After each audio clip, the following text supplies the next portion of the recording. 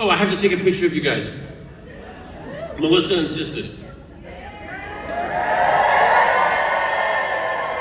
And now, say hi, Melissa. Nailed it. Thanks, guys. That'll go a long way. So I think we're gonna do some questions. Yes, some burning. Do you guys have some burning questions? You have to know. This is your chance. Right now, this is it. Don't wait. Now's the time. Jeff, you can wait. I'll see you later. We're gonna have you guys line up at the microphones. That'll be great. I think there's just the one microphone. Yeah. Fantastic. Fantastic Four. Hi. Hi there. So I have kind of like a silly question. Well, you guys just, are going to do a big episode in Prague, but is the next big thing maybe a musical episode? Maybe during a transfer wedding or something?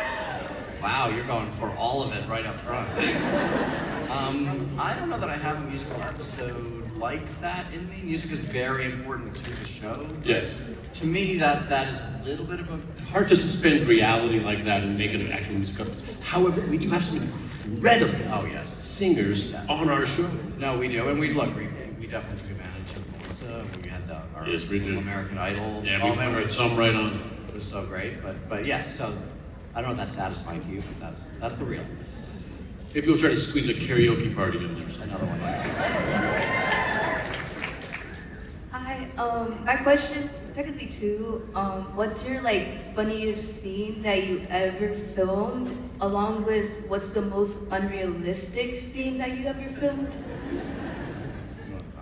What's the funniest scene you ever wrote? Oh, I mean, look, Daddy Cop is pretty funny. Pretty funny. That was very funny. It worked out really well. No, and then you upped the ante. Yes, that is my joy, is that we managed to find a way to keep the story going in a fun way. So yes, that would probably be it. I don't know if you have a different. It was clearly a huge hit too with the audience. Yes. Have you seen the amount of Cop Cutie, Daddy Cop cover tunes on YouTube? It's crazy. I had somebody tell me that they saw a bumper sticker on somebody's car that they thought was some poetry, and then it turned out that it was just Daddy Cop lyrics. Daddy Cop, yeah. Exactly. So, what was the second? What was the funniest? What's the funniest, and then what's the most unrealistic? Yeah. I mean, probably, I don't have a specific one, but we do cut corners as a police show and stuff like that. As an aside, I once talked to an astronaut about how space is portrayed in movies, and he's like, here's the thing, it takes 5 hours to put on a spacesuit. And of course, nobody's gonna shoot that like that. That's why they put them on like this. So we cut corners like that too. So, but we try and be really faithful. We have Frederick Kodos, as a former police officer on our staff who's been with us since the beginning, and Chick Daniels and Bob Wu are our on-set consultants, and they really keep us honest. But Thank you. Hi, good afternoon. In the first season, Nolan and Lucy had a little fling going on there, and we really haven't touched on that anymore. And now he's with Bailey, and she's possibly going to be back with Tim. Are we ever going to touch on that and see how they feel about that? these are really great. These are great questions. I have an entire pitch. We've talked about this on set. I have an entire pitch for that I am not going to share because I want it to be a real thing.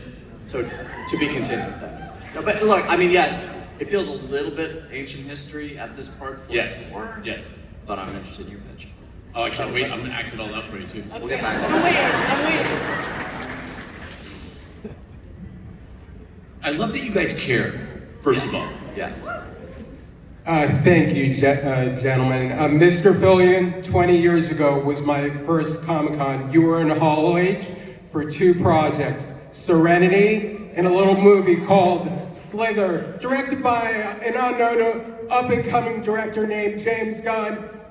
So great to see you here 20 years later in Superman. I remember you. For Alexei, who is the current captain of the Mid-Wilshire Division, and will we ever see this captain? I mean, I'll give you a totally transparent answer. You know, coming out of the sort of tragic loss of Captain Anderson in season 1, it did feel like it was hard to find enough storytelling to really, you know, generate that character and keep it going in the show. I mean, we're so busy with the patrol work and the watch commander with the, you know, Lieutenant Gray and all that kind of stuff that sort of felt a little bit like Where We Live.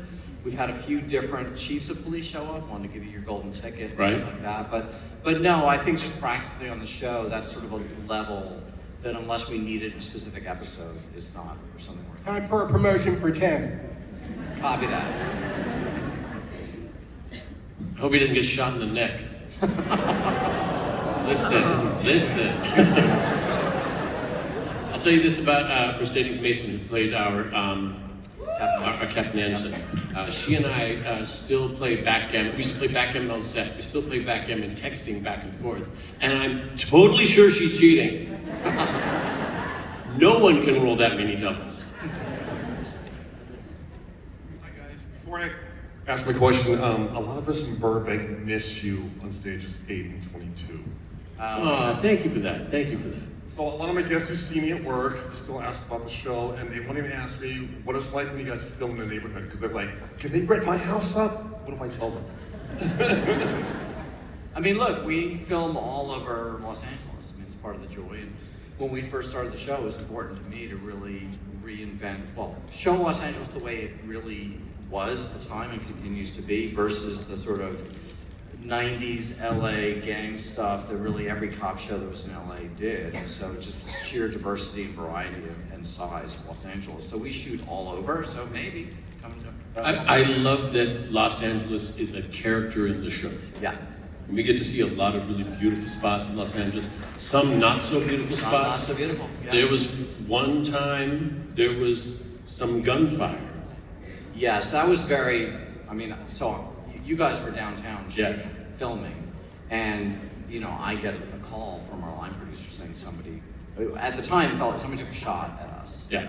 Right, which is, you know, it's terrifying, and you get, you know, I mean, all that emotions when you see the news about shootings and stuff like that, and now it's your family that's in danger. And then I panicked because I didn't know if my family would think I was down there, so it was a lot. It was a lot. Luckily, it was some thing going on down the street that ended up, and nobody was hurt, and it was all fine. But yeah, we bugged right out of there, and that was scary. Yeah, so it's a double-edged sword. That was the only time we've ever had anything kind of bad happen. No, for the most part, it's a joy to shoot in LA, and we're treated really well, and the people were very welcoming. We were once at the train station, Yes. and you can't shut it down entirely. You can only populate it and film it there, but it has to still a functioning train station. So we had signs saying, if you're going to be here, you're probably going to be on TV. And I was chasing a criminal through a crowd of people, and some fella jumped him and threw him down and commenced to wailing on him. Yeah. I grabbed a hold of him and said, we're just making a TV show, we're just making a TV show. He's like, sorry, I didn't know, he thought he was in trouble. I said, no man, you did everything right. If this were real, I would want 10 of you here with me. Thank you for doing that. Poor guest star, he was a trooper. Are you okay? I said, no, yeah, I'm fine. He was clearly. Yeah. God bless everybody who was a trooper that day. Great question. First of all, I would like to say, Nathan, I loved your hair so much in Superman. Thank you. It was amazing. Anyways, so this has been mentioned on both sides, but do you think a crossover with the ABC show 911 could happen? So here's why the answer is no. Because we really exist both as LA first responder shows, I just feel like to introduce us into their world and they're into our world would create an expectation that we would see them a lot, and you know, I don't think anybody's set up for doing that. So yeah, in my head, it just feels like we're too close. You know, I actually, you know, because there was some conversations about crossovers in general. I wanted to do the It's Always Sunny crossover with us, and then Abbott got there before I thought that would have been really fun. So. Hello. I'm really excited to meet you guys. Me and my friends love your show a lot. My question to the both of you could be, when you bring reoccurring characters back, whether it's Skip, Trish, or Randy, or even now Monica, how do you bring that sense of newness back into those characters each and every time interacting with the characters in the storyline? I've always thought it lends some reality to our universe when we encounter people again. It's not this one and done thing where we're the only constants throughout this life. In real life, you re-encounter people. No, 100%. And look, part of it is scheduling and availability for some people. You know, in terms of like Monica and Oscar and some of our great villains that we've had over the years, you just got to keep thinking about how to keep it fresh, because you don't want to just tell the same story over and over, and you don't want them to feel repetitive.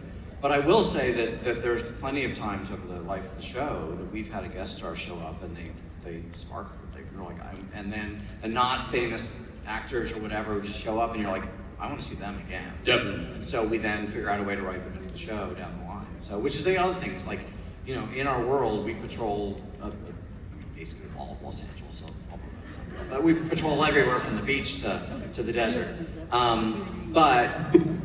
You know, we interact with all these people, and so it makes sense. I mean, I talk to locations sometimes about, we don't always have to go to a liquor store we've never been to before, or or a house we've never been to before, because the reality is that's part of our neighborhood. So we can go back to places, and it does create a bit of, we went back to Circus Liquors, which was in the pilot last season, which was really great to see. So, yeah. I got a lot of swag from Circus Liquor for my my family for Christmas presents. Went over well. Hi, so since we don't know how long this show is going to keep going for, forever, can we, hopefully before it ends, give one episode of the origin of Smitty? Because,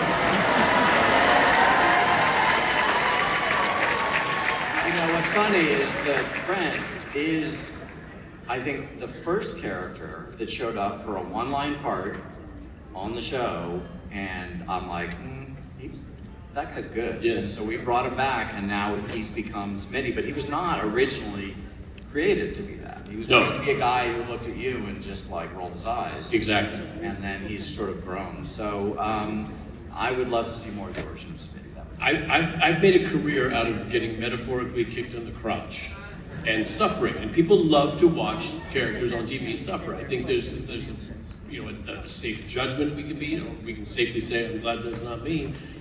Everybody around him suffers. Yes. So whenever he's around, everybody goes, oh, shit. And I think that's the source of his popularity. I will say that very few leading men will fall down on camera, will fail, will get kicked in the crotch, whether literally or metaphysically. And so I think that is part of your strength as an actor. It's a gold mine. And so many, I mean, because look, when you lose a fight is when people start to root for you, right? And so that, I feel like we've gotten to a place now where there are some actors, I don't know their names, but there are some actors who, it's in their contract, this character can't lose a fight. Can never lose a fight. You become interesting when you lose. Yeah, they don't know. They don't know. Thanks. My question is, how do you keep it accurate with like real police officers? Like before the show, do you do ride-alongs or do you talk with them?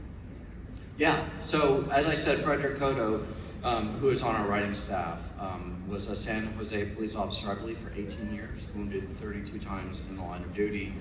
Went from being a patrol officer to a detective, I believe. He was an undercover officer for several years, and ended his career in internal affairs. So he really did the gamut, and so we have relied on him for everything big and small on the show. He was really crucial when after George Floyd was killed, and we had to really figure out how to be a cop show, and how to really address policing and social justice and all that kind of stuff on our show. And so that's really sort of, it starts in the writer's room with Frederick and figuring that out. And then, as I said, on set, we have those police consultants who sort of teach our guys how to present. Chick and Bob, they're there for the last minute stuff. We want to honor the job. We never want to look like bad cops. We want to honor that job. So having them there has been a real boon. And every season they offer us more training. And one of these training facilities is incredible. You put on a Ghostbusters backpack, a virtual reality headset. You're in a gym with a bunch of sensors around, and they'll go, okay, we're gonna pull up, you're on a rooftop talking down a jumper. Oh, you're on the beach and someone has a gun. Oh, they can just pull up all these scenarios. And there was one fantastic one where in a hallway, there was a person with a gun at the end of the hallway. Richard T. Jones went to hide behind some kind of concession booth, something. He went to lean against the wall that was not there. It was a virtual wall. And thank God somebody was videotaping on the outside. You just see him go down like a redwood. That was cool. You look horribly familiar.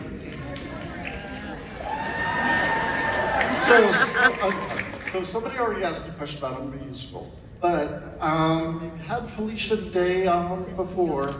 What do you think about Neil Patrick Harris as a villain? I mean, I would love to get Neil on the show. He is another one of those people who's just extremely busy. Yeah, not for nothing. We did have Felicia Day come on our show, so I mean, it's not like we're not trying. Yeah. No, but we're gonna try and make it happen. We will try to make it happen. Yeah. He owes me money, so maybe we can make that work. I went to my brother's house once and I was dressed nicely and we were doing VR games and stuff and I didn't want to get sweaty, so I asked him to borrow a t-shirt and he lent me that t-shirt. Touche, Jeff. Touche. Okay, so I have two questions, one to do with Nathan, one to do with the show in general. Nathan, how does it feel to know that now people are gonna say, what is Guy Gardner doing in blank when they see clips of you, instead of being, what is Nolan doing in blank?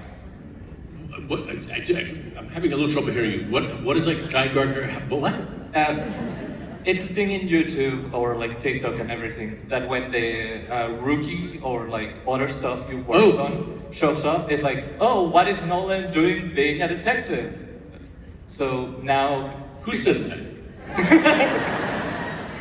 I think if they look a little closer, they'll find that there's so much difference in those characters. There's no way they could possibly. I wear a wig. I haven't had that. I haven't had that problem yet. I don't know where the wig is, but I did take a ring and the gold tooth. Now about the show, have you ever had a problem where someone runs into like a set when you're filming on the street thinking it's real cops? We haven't had that. We have had some people come up, I know to Eric and maybe to you, just in between shooting when like you're on the street, thinking you're a police officer and asking you. Yes. Yeah. We were once, we couldn't shut down a street behind us, and all I had to do was run in from a sidewalk down an alley and out into the parking lot, and some people were about to cross, and I just said, can you hang on just for 1 second? And they said, yes, officer.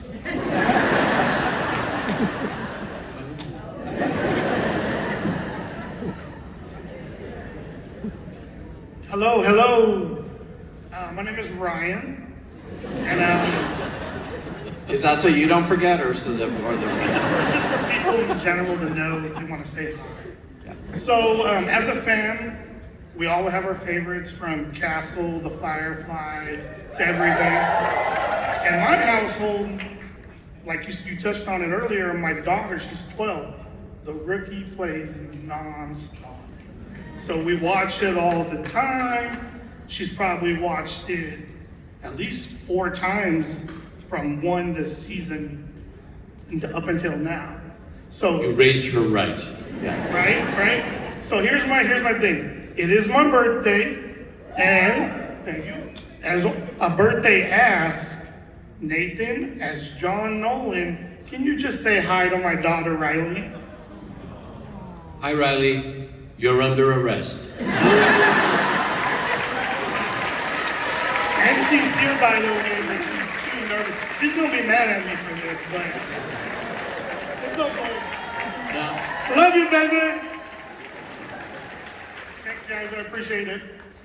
Thank you very much. Alexa, you wrote an article for Variety not too long ago Yeah. about why you think people are attracted to network shows like The Rookie and Yeah. So I've been thinking for a while about, our popularity and, but in general, I have 4 kids, so I have watched them over the years sort of deal with, and I call not them specifically, but sort of the anxiety generation, right? Since it's not Gen Z or millennials based, it's more, since, let's say, the financial crash of 2007, 2008, where people left college thinking they were going to have jobs and it didn't happen, till now, there's been a lot of stress and anxiety in the world. I don't have to tell you guys that. And so I think that ultimately, television, specifically television with lots of episodes, with characters that you can really invest in, has become comfort food for people. And I do think, as he was saying, they've watched it 4 times through. I think in a time and an age that's so stressful for so many different reasons, like, you want these people in your home. I mean, we talked about before, like when we were growing up, like watching, Cheers or something with your family. That had sort of fallen away over the time. Everybody gets bifurcated. There's 1,000 shows on the air, whatever, but it does feel like we're sort of coming back to a point where people sort of grab onto shows that just, they look forward to watching them. They're an escape. And, I take that very seriously when we're creating the show. It doesn't mean that bad things don't happen on our show, that there aren't stakes, that we don't go dark sometimes, but I do think that people really look to us as a port in the storm, so to speak. That's beautiful. Yes, young lady. Hi. So you guys were talking about how it takes so much less time to film for TV.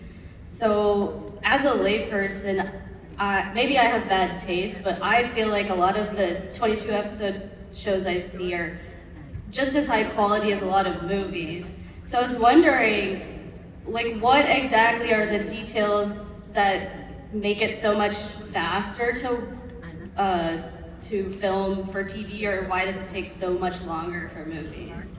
I wish I knew the answer to this question. Well, I mean, look, the economics of making television are basically set up around shooting over a certain number of days per episode and shooting, and this is how it used to be.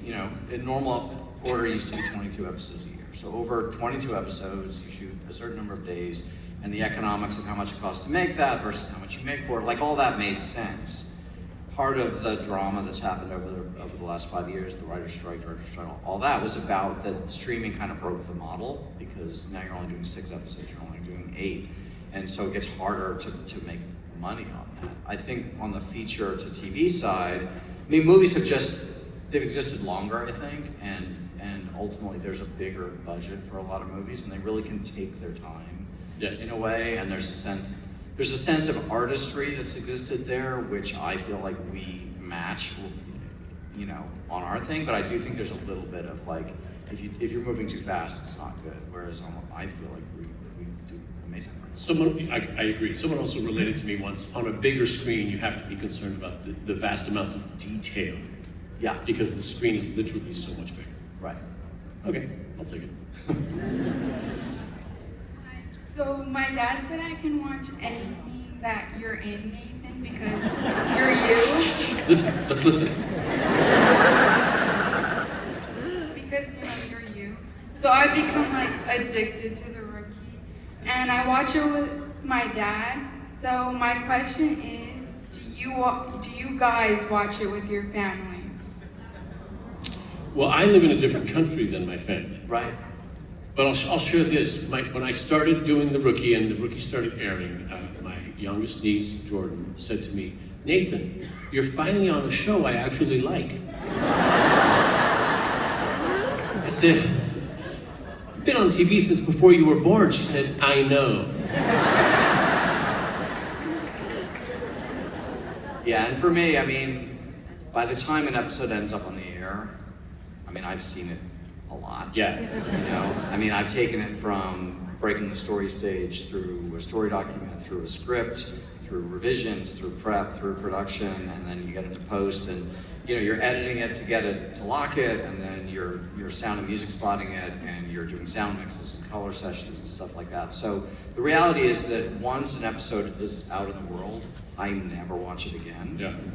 That being said, over the, waking up at 2 in the morning kind of nights where you're on YouTube or whatever and clips come up of the show, and it's part of why I was like, let's not round the edges off, because I was watching a clip from season 1 or season 2 and realizing that there was so much there that I didn't want to lose that we hadn't done in a while. So that's been really interesting to me, but no, I don't know. I'll find that if I find time to finally sit down and watch some Rookie, I will binge it in such a way that I'll fast forward through everything. Well, I was there for that, so I can fast forward through this.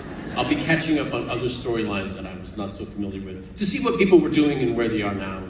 Well, right, because that's the joy, is like you are in a certain number of scenes an episode. Yeah. Like, our actors are so talented and amazing that I know over the years you've talked about just the joy of getting to watch them on the show, because you weren't there, you didn't know what they did. It's truly a joy being on a program that the show can rest squarely on the shoulders of any one cast member. Yeah. Which is lovely. Yeah, and it gives us a lot of freedom to write stories that, some are more, Tim and Lucy centric, and some are more Nolan centric, and we can really lean in and on a character and know that the audience isn't going to be like, oh, it's this character, like I'm not going to watch. I'm so amazed by these actors. Makia Cox, let's talk, just for a moment. Do you remember how mean she was when she got on the show? Her character has had an evolution. That woman has really come a very long way to being who she is now. The kinds of successes that Lopez has had, and in her marriage. Little Lizeth Chavez, yes, that lady sparkles on screen. Yeah, I mean, I've said it before. You cast actors, and they're good. Obviously, that's why you cast them. But there have been a few actors that we've cast, and Lizeth is one of them, and Makia is another. Where once they show up to work and you give them stuff to do, you're like, oh, I had no idea. Yes. All that. And you're right, Liz sparkles. Tim Bradford, that's another one who's really evolved. Yeah.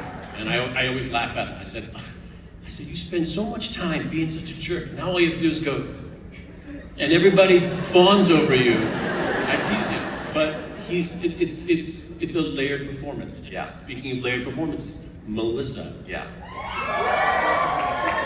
She is so thoughtful in everything she does. Her performances are so layered. We once had a conversation on set where she told me that some of her favorite acting to do was when she didn't have to work, when she was just listening. And you watched the wheels working. Oh my God, I saw it. We had a scene the other day where I could and I didn't have headphones on, so I wasn't listening to the scene, but I was just watching her and just the nuanced work that's going on. You know exactly what's happening in that scene without even hearing it. You're lovely. They are. And Sean, he was Iceman. He was. Yes, officer. Hi, my name is Lucy Shen. And this is Juicy.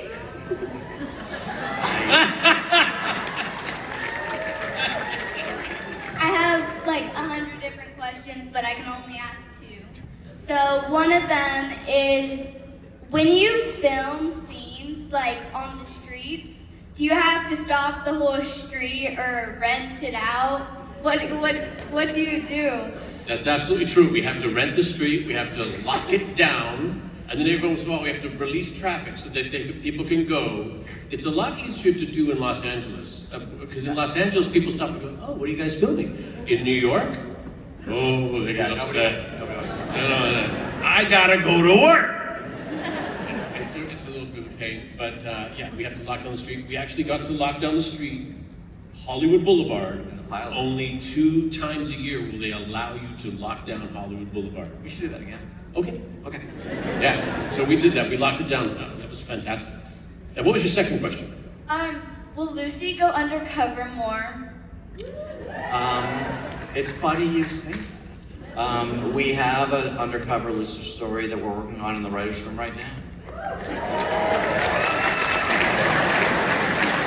Thank you, Lucy. Thank you, Juicy. And thank you for dressing up. That means the world, you guys. Thanks, you guys.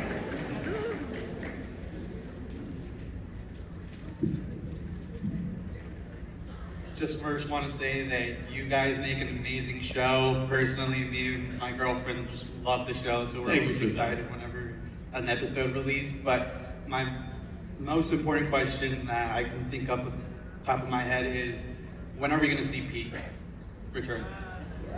See, Pete. oh, Pete returned. It's so hard to get a hold of him. He's very busy. He's very busy. But he wants to come back. Well, and just so you know, actively texting with our casting director yesterday about Pete's schedule. So we're on it. We want to see him back. Half brother. He's such a joy to have. He's such a favorite amongst our crew and our cast. He's such a welcome. Can I tell the funnies? Please. Yeah, tell a funny story. So end of season 4, we shot out in the desert. It was actually the first thing I ever directed, that episode. And Pete's in it. Remember, their car broke down on the side of the road, and it's gonna blow, and he runs all the way up the road. Anyway, that was probably a good hour and a half to 2 hours out of Los Angeles, out in the desert. Yes. And Pete gets out of the van, which the transport van that took him out, and he's like, man, that was a long ride. Like, he had no idea, you know. He just got in the van. He didn't know if he was going 5 minutes, he was going 2 hours, but he just jumped out and he was ready to go, and he was totally into it, and that run and everything was really funny, but I thought that was really funny. That he was like, he vibrates on a different plane. And no two tapes are alike, and he's feeling his way through stuff, and he's very sensitive, very concerned about, you know, doing a great job, and he really loves his work.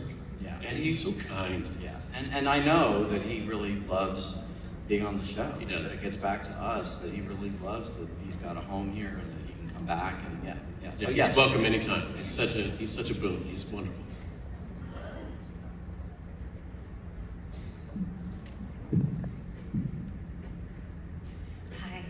Hi.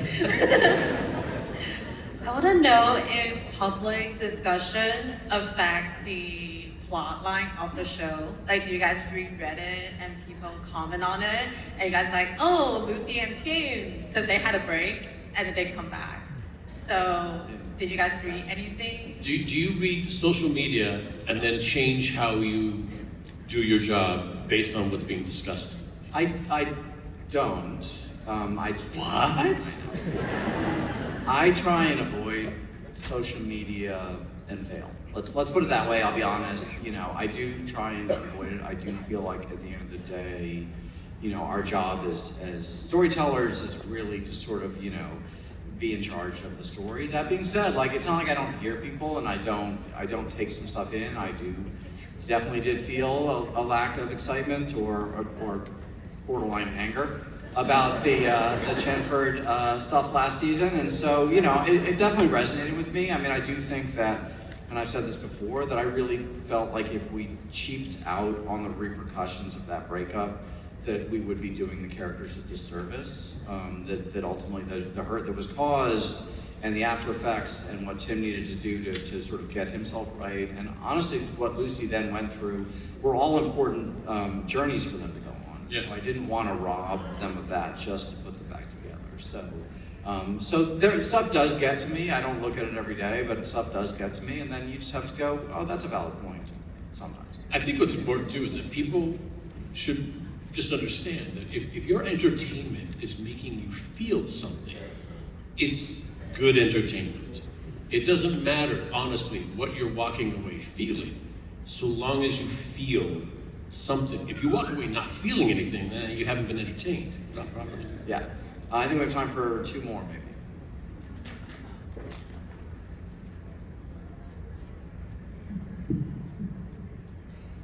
Hello, gentlemen. Thank you for taking time to see us. Oh, guys, it's been a pleasure. My God, thanks for coming out. Yeah. I actually missed the train from New York Comic Con back around the 15th or 20th anniversary of Firefly, because I wouldn't leave your panel, Mr. Nathan. My question is, I didn't see any signings or photo ops with either of you and your son. Is there going to be one? Here? No, I don't think we're doing that. I don't think so, not this year, no. Yep. That's just about scheduling and stuff like that. Word up to me. I'd be signing all the stuff. Well, I now have close to 400 pictures of you, so thank you.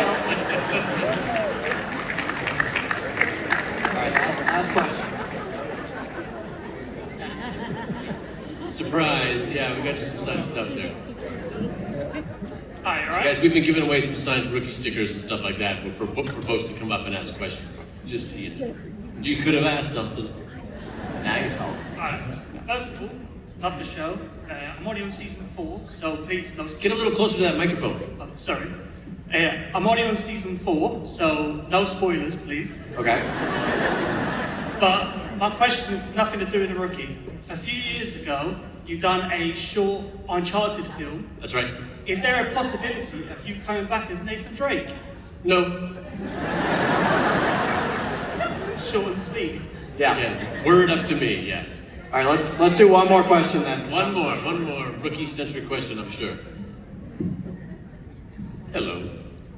Okay, so I have a question for Nathan.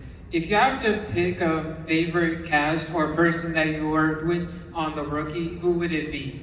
A favorite guest star? You say guest star? No, just person in general, like cast. Person in general? Yeah, in general.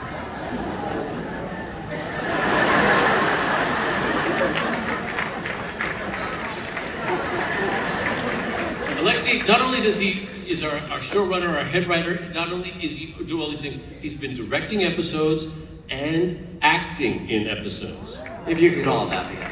I could call it that. Okay, great. You've been doing a great job, man. Thanks. It's true. We actually have a wonderful time at work. We do. We do. It's a joy to go, and so, let's do it for ever. As Melissa O'Neill says, I will Grey's Anatomy this bitch.